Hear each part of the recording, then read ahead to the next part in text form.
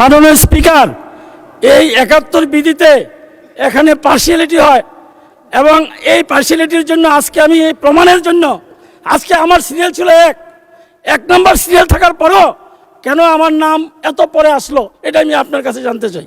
ধন্যবাদ। আপনার কি প্রমাণ আছে যে আপনি ১ নম্বর? ওনাকে মাইক দেন, সিরিয়াস অ্যালিগেশন বলেন। আমাকে ১ নম্বর সিরিয়াল এই নোটিশ কক্ষে আমি যখন ১টার আগে পৌঁছি, তারপরে বললো যে ঠিক আছে স্যার আপনার সিরিয়াল ১ এবং ১ নম্বর রসিদটি আমাকে আজকে কেটে দেওয়া হলো। এরপরে আমি কেন নাই, সেটা আমার প্রশ্ন। আমার বিষয়টা খুব গুরুত্বপূর্ণ, জনগুরুত্বপূর্ণ বিষয়। আচ্ছা, আমরা বিষয়টি খতিয়ে দেখব। এটা যদি সত্যি হয় তাহলে তো দুঃখজনক। জনাব সেলিম ভূঁইয়া, কুমিল্লা ২, আপনি অভিযোগ করেছেন যে আপনি সবার আগে জমা দেওয়া সত্ত্বেও আপনার নাম ১ নম্বরে কেন এলো না।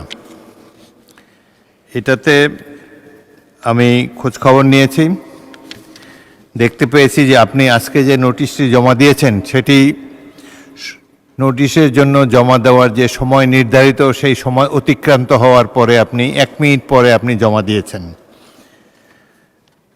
তো যেহেতু সময় অতিক্রান্ত হয়ে গেছে, আগামীকালকে জন্য এটা আপনার নাম থাকার সম্ভাবনা রয়েছে। সুতরাং আপনার অভিযোগটি মোটেও সঠিক নয়। আজকে একটা আপনার নোটিশ এসেছে ৫৬ নম্বরে, সেটি আগে আপনি ১১/৫ তারিখে জমা দিয়েছিলেন। তো সুতরাং যেহেতু আপনি নোটিশের জমা দেওয়ার ২ ঘন্টা আগে জমা দিতে হয়, সেই সময় পার হওয়ার পরে জমা দিয়েছেন, সেজন্য আজকে আসেনি। সুতরাং আপনার অভিযোগটি সঠিক নয়, কালকে এটা আসবে। দ্বিতীয়ত আরেকটি কথা আমি বলতে চাই আপনাদের সকল সদস্যের জ্ঞাতার্থে। কার্যকরী প্রণালী বিধির ৫৪ ধারার ৩ একটু পড়ে শোনাতে চাই আপনাদেরকে।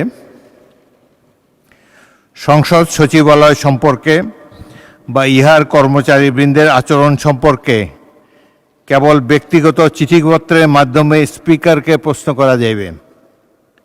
স্পিকারের উত্তরসহ অনুরূপ চিঠিপত্রের প্রতিলিপি ব্যক্তিগত পত্রের মাধ্যমে অন্যান্য সদস্যদের নিকট প্রেরণ করিতে হইবে। অর্থাৎ সংসদ সচিবালয় সম্পর্কে যদি কোনো অভিযোগ থাকে হাউজে তুলবেন না, সরাসরি আমাকে জানাবেন, লিখিতভাবে জানাবেন। আর প্রথম যে অভিযোগটা করেছেন এটা ভুল অভিযোগ করেছেন, এটার জন্য সংসদ সচিবালয় মোটেও দায়ী নয়। কালকে আপনার এটা আসবে। তো সুতরাং এই জন্য আমি বারবার বলি, এই বইটা দয়া করে ভালোভাবে পড়েন, তারপরে come out with some allegations. ধন্যবাদ।